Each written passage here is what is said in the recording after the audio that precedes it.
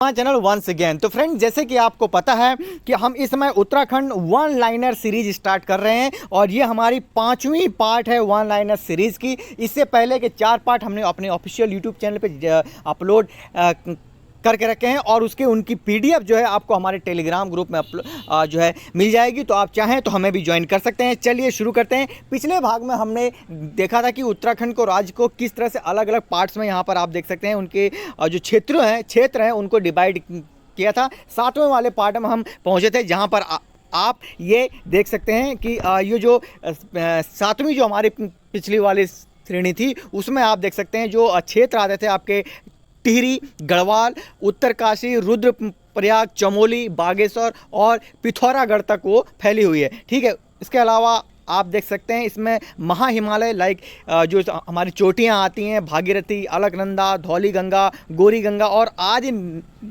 जो हमारी रिवर्स हैं उनके खंडों में ये अलग अलग जो है डिवाइड हुआ है। ठीक है, इस तरह से आप देख सकते हैं बंदरपूंछ, श्रीखंड, यमुनोत्री, गंगोत्री, केदारनाथ, चौखंबा, कामेटी, माणा, नंदा देवी, दूनागिरी, त्रिशूल, पंचोली आज जैसे ये तमाम जो हमारे धार्मिक स्थल हैं वो यहाँ पर आते हैं। उसके अलावा इस पर्वत श्रेणी का लगभग पूरा क्षेत्र अत्यंत पथरीला है और कटा फटा, इसीलिए यहाँ पर आप देखोगे आपदाएं अक्सर इन इलाकों में आती हैं। और इस श्रेणी की जो चट्टानों की जो आप देख सकते हैं लगभग 130 से लेकर 140 वर्ष पुराना इनको माना जाता है, यानी कि काफ़ी ये हमारी पौराणिक और ऐतिहासिक जो है स्थल हैं। यहाँ के मूल निवासियों को भोटिया कहा जाता है। आपने देखा होगा अभी बीपीडीओ के जो एग्ज़ाम हुआ था उसमें भी इसी तरह का जो है एक क्वेश्चन आया था। ठीक है, उसके अलावा राज्य की अधिकांश चोटियाँ व शिखर गढ़वाल रीजन में आती हैं। ठीक है, अब आगे बढ़ते हैं। जो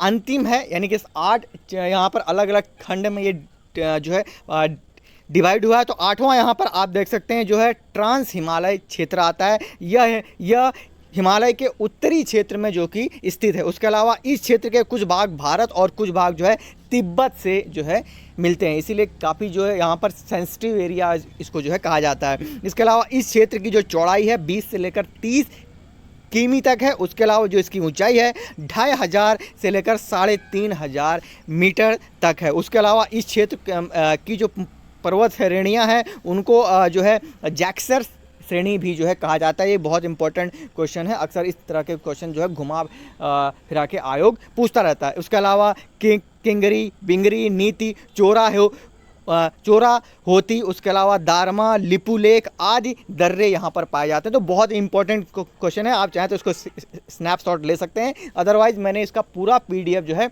टेलीग्राम की लिंक टेलीग्राम पे अपलोड कर दिया, तो ज़रूर आप इसको देखें। उसके अलावा तिब्बत को जाने वाले मुलिंग ला व थांगला दर्रे भी जो है इसी रूट में पाए जाते हैं। ठीक है, उसके अलावा जो इसी रूट में पाए जाते हैं जो कि उत्तर काशी के इलाके में आता है। उसके अलावा बृहत हिमालय के जो मूल निवासी हैं ऑलरेडी हमने ऊपर आपको वह बता दिया, भोटिया लोग उनको कहा जाता है। इसी तरह से यहाँ पर जो पशुपालन यहाँ पर बहुत ज़्यादा होता है ग्रीष्म काल में। ठीक है, आगे बढ़ते हैं। उसके अलावा ऋतुओं के नाम में हम आ जाते हैं अब। ठीक है, यहाँ पर ऋतुओं के नाम से अलग अलग भाषाएं, इससे पहले हमने लगभग ये हमारा 5वां पार्ट है वन लाइनर का। ठीक है, तो हम एक एक चीज़ें हैं जो इसमें कवर करते हुए चल रहे हैं जो कि आपके एग्जाम्स के लिए बहुत इंपॉर्टेंट होने वाले हैं। ठीक है, आगे बढ़ते हैं। ग्रीष्म ऋतु को यहाँ पर आप देखते हैं रूढ़ी व खरसाऊ भी बोलते हैं। उसके अलावा वर्षा ऋतु को चौमास या बसगाल भी बोलते हैं। इस तरह से शीत ऋतु को श्यूद, ह्यूद व शीतकाल नाम से भी यहाँ पे जाना जाता है।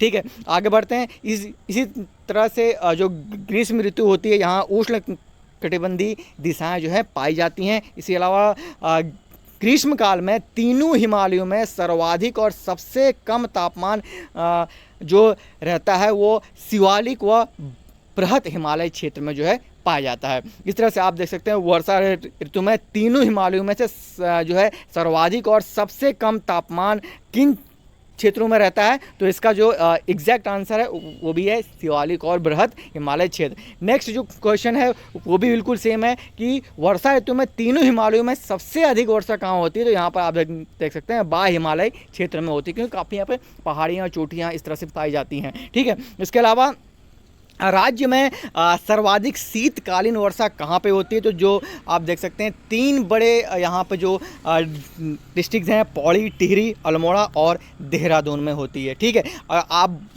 कमेंट सेक्शन में वो बताना मुझे इन चारों डिस्ट्रिक्ट्स में से आप किस डिस्ट्रिक्ट्स में रहते हैं। ठीक है, उसके अलावा शीतकालीन में राज्य का सबसे ठंडा महीना कौन सा होता है, जनवरी होता है। ठीक है, उसके अलावा वर्षा ऋतु में सबसे कम वर्षा होती है बृहत हिमालय के ऊपरी भागों में, जहां पर आप देख सकते हैं 40 से लेकर 80 सेंटीमीटर तक जो है यहाँ पर वर्षा होती है। अब आप बात कर लेते हैं भूकंप की। ठीक है, अर्थक्वेक की, तो यहाँ पर आप देख सकते हैं वैज्ञानिकों ने भारत को 5 भूकंपी क्षेत्र जोन में बांटा गया है। ठीक है, आप देख सकते हैं यहाँ पर जो जोन 4 है उसमें कौन कौन से एरिया आते हैं आपके, देहरादून, टिहरी, उत्तरकाशी, नैनीताल और उधम सिंह नगर। तो ये बहुत इंपॉर्टेंट क्वेश्चन है कि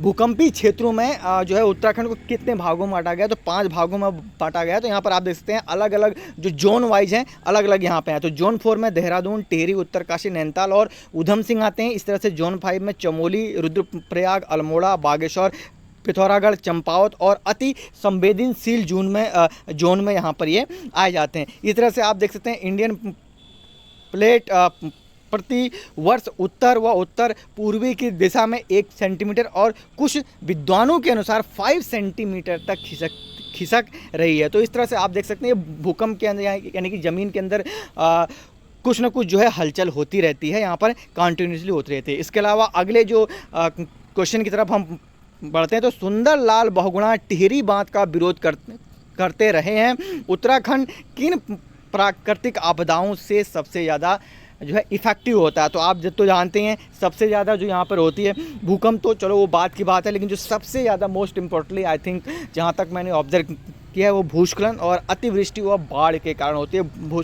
भूकंप तो लगभग वो लास्ट में कहीं ही आपको जो है सुनने को मिलता है रेयरली, लेकिन भूस्खलन और अतिवृष्टि और बाढ़ तो यहाँ पर मतलब जैसे सीजनल होता है, एक जाती है तो दूसरी आ जाती है। बाकी आप क्या सोचते हैं मुझे कमेंट सेक्शन में बताना जरूर। उसके अलावा भूस्खलन की दृष्टि से राज्य का कौन सा क्षेत्र अत्यधिक स्थिर श्रेणी में रखा गया, वो है शिवालिक की चोटियाँ या फिर श्रेणियाँ। ठीक है, राज्य में भूकंप प्लेटों की गतिशीलता व भ्रंशों के कारण आते हैं।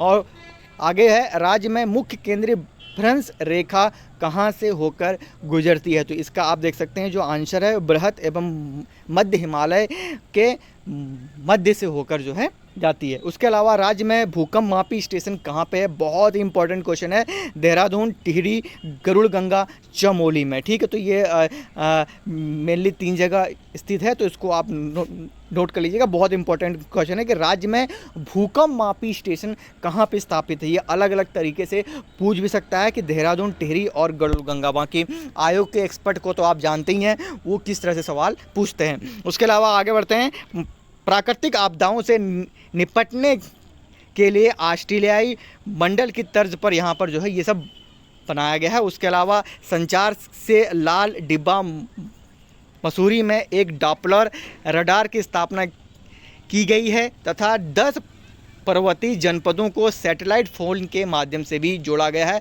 और इसके अलावा जो हमारा आज का लास्ट क्वेश्चन है वो है कि राज्य के सभी जिलों के जिलाधिकारियों को 50 लाख की धनराशि आपदा कोष के लिए जो है उपलब्ध कराई गई है। तो मतलब आप देख सकते हैं कि मतलब इमरजेंसी में अगर आपको कोई फंड रिलीज़ करना है तो सभी जो उत्तराखंड के 13 डिस्ट्रिक्ट्स आते हैं सभी को यहाँ पर डिजास्टर मैनेजमेंट के तहत यहाँ पर 50 लाख रुपए की धनराशि आपदा के दौरान आप जो है डिस्ट्रीब्यूट कर सकते हैं। ठीक है, ओके गाइज, तो ये रहा आज का हमारा one liner part 5। I hope so आपको अच्छा लगा होगा। अच्छा लगा है तो लाइक के वो बटन को दबा दो और चैनल पे पहली बार तो सब्सक्राइब ज़रूर करना। और उसके अलावा मैंने ऑलरेडी आपको बता दिया है कि इसकी जो PDF है आपको हमारे टेलीग्राम के ग्रुप में अवेलेबल मिल जाएगी, तो डिस्क्रिप्शन बॉक्स में टेलीग्राम का लिंक है, ज़रूर ज्वाइन करें। तो मिलता हूँ नेक्स्ट वीडियो में। थैंक्स वॉचिंग मी। जय हिंद, जय भारत, जय उत्तराखंड।